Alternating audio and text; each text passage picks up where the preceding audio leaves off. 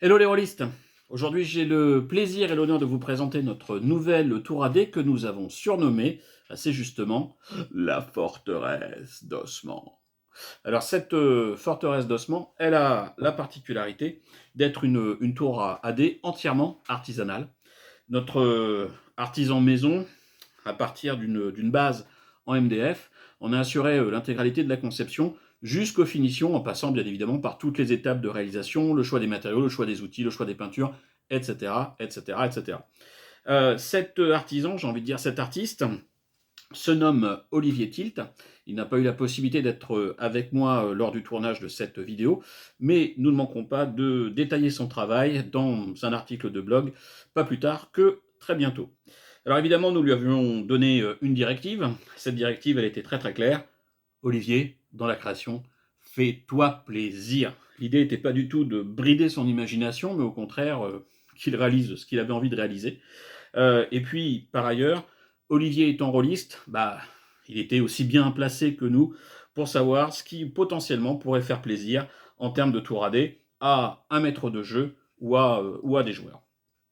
Alors, cette tour AD, comme elle est faite à la mimine, même si le modèle reste le même d'une tour à une autre, malgré tout, il a bien évidemment des différences. Donc, ce qui veut dire que chaque tour est unique. Et c'est quand même un petit plaisir pour un rôliste de pouvoir poser sur sa table de jeu de rôle une tour AD qu'il ne retrouvera absolument jamais à l'identique. Alors, ça c'est pour le look. Maintenant, en termes de fonctionnalité, eh bien, cette tour AD, elle sert à jeter des dés, certes, de façon ludique, mais malgré tout, ça reste uniquement le fait de jeter des dés. Alors, le très gros avantage quand on utilise une tour AD, c'est que ça évite de finir à quatre pattes pour aller chercher ces dés quand ils sont tombés au-delà du bord de la table. On sait que ça peut être particulièrement douloureux dès lors qu'il s'agit d'un des 4, par exemple, qu'on a perdu et qu'on retrouve malencontreusement quelques jours plus tard en posant par mégarde le pied dessus. Mais voilà, la fonctionnalité, elle reste exactement la même que n'importe quelle tour AD.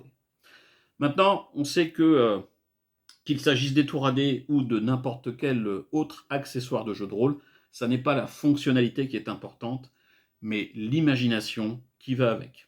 Je vais vous donner quelques exemples. Premier exemple, si votre kiff ce sont les jeux de rôle type univers de piraterie, genre Capitaine Vaudou par exemple ou Pavillon Noir, eh bien rien n'empêche de poser votre tour AD sur une magnifique nappe carte au trésor qui mettra tout de suite dans l'ambiance. En termes d'ambiance, justement, pour les luminaires, ma foi, vous pouvez mettre par exemple une lampe tempête LED à flamme vacillante comme celle-ci. Et puis, si ça vous paraît un peu trop, un peu trop moderne, vous pouvez la remplacer par des bougies LED comme celle-ci. En complément, rien n'empêche de mettre un petit carnet de campagne avec sa couverture imitation cuir. Hein. Vous pouvez laisser vos joueurs y prendre quelques notes. Vous avez aussi au sein de notre boutique des dés qui sont des dés adaptés. Là, du fait de la luminosité, on ne les voit pas très bien, mais je mettrai de toute façon le lien en commentaire. Ce sont des dés à tête de mort, et quand on les entrechoque, le tintement rappelle les chaînes des galériens. Alors, à partir de là aussi, si vous préférez des jeux qui sont plus des jeux d'aventure pulp, voire des jeux d'aventure poulpe, vous pouvez changer d'écran, mettre celui-ci qui est plutôt à fond bibliothèque, pour un environnement toujours aventureux. Cette lampe tempête fait son office.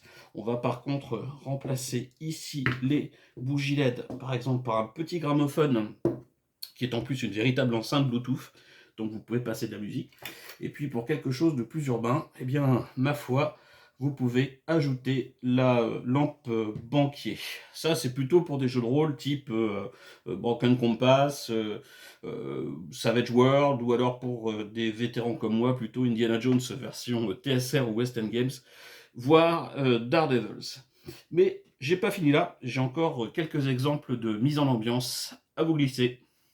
Si les univers d'horreur que vous préférez sont ceux qui se déroulent dans les faubourgs de la Nouvelle-Angleterre, eh bien, par exemple, utilisez ce type de nappe-bois avec le petit gramophone, la lampe banquier et l'écran bibliothèque, avec, si vous aimez bien un petit peu de ténèbres dans vos jets de dés, pouvez aussi utiliser ce set 2D phosphorescent.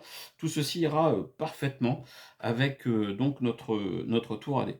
Et puis il y a, ma foi, pas énormément de modifications à effectuer pour transformer ce setting et cette mise en ambiance en quelque chose de plus médiéval, fantastique. On va bien évidemment se séparer du gramophone, y mettre à la place quelques bougies LED, se débarrasser de cette vieille version de l'appel de Cthulhu pour y mettre à la place un petit guerrier, un petit soldat, un chevalier squelette. On peut même placer, si on le souhaite, un crâne de dragon. Et puis, en parlant de dragon, on va changer de 2D et utiliser ceux-ci qui sont particulièrement beaux, particulièrement ouvragés, qui sont très lourds, qui sont avec un contour et un cadre métallique et un fond vert où apparaît un petit dragon. Là aussi, le lien sera en commentaire. Je vais vous donner un dernier exemple de mise en situation pour donc notre tour AD, forteresse d'ossements. Nous arrivons à la dernière mise en ambiance que je souhaitais vous montrer pour notre tour AD forteresse d'ossements. En l'occurrence, une atmosphère qui est une atmosphère science-fiction. Alors évidemment, c'est pas adapté pour quantité de jeux de rôle type Star Trek, Star Wars. Maintenant, pour des jeux de rôle de science-fiction horrifique, je pense à Mothership, je pense à Alien, ou pour des univers de science-fiction liés à la piraterie, comme toutes les déclinaisons de jeux de rôle qui existent pour l'univers de Warhammer 40 000, ma foi, cette tour AD est complètement adaptée. Alors, il suffit de la mettre à proximité d'une lampe pyramide qui fait bien extraterrestre, d'une lampe planète. Nous avons aussi les écrans horrifiques qui sont adaptés. La poser sur une nappe Cosmos. Alors là, ici, j'en utilise deux parce que j'ai aussi une nappe Cosmos qui est utilisée ici en tapisserie derrière le MJ, c'est quand même du meilleur effet. Et pour l'éclairer, j'utilise ce petit projecteur qu'on appelle chez nous le projecteur Galaxy, dont je mettrai bien évidemment le lien en commentaire aussi. Voilà, donc on a fait le tour des différentes ambiances qui, à notre avis, sont complètement adaptées à l'utilisation de cette fort jolie tour AD qui est notre forteresse d'ossements. Pour finir, eh bien, notre tour AD forteresse d'ossements, elle est résistante, elle est légère, il n'y a pas d'assemblage, il n'y a pas de montage. Quand vous la recevez, vous avez juste à la déballer, elle est en l'état, et vous la posez directement sur votre table ou vous la rangez dans votre bibliothèque. Alors justement, en termes de rangement, elle ne prend pas beaucoup de place. Bah oui, mais ça c'est un avantage parce que on dispose pas tous de tables de jeu de rôle qui font 5 mètres par 12. Et puis, quand c'est léger, c'est facile à transporter aussi. Et ça, c'est quelque chose auquel nous, on tient au sein d'Atmosphérique. Parce que l'idée, c'est de pouvoir rendre les parties de jeu de rôle immersives n'importe où. Moi, par exemple, je joue dans mon garage. J'installe mes accessoires tranquillement. Mais demain, si jamais je dois aller jouer chez mon pote dans sa cuisine, eh ben, j'embarque mes accessoires et je peux les installer tous aussi tranquillement. Et c'est la même chose quand je joue en association ou en convention. Donc l'idée c'est ça, c'est de pouvoir transporter tous vos accessoires facilement dans un petit carton et vous passez pas une heure à tout installer. Bien évidemment, notre E-Tour AD, eh bien, elle ne déroge pas à cette règle-là.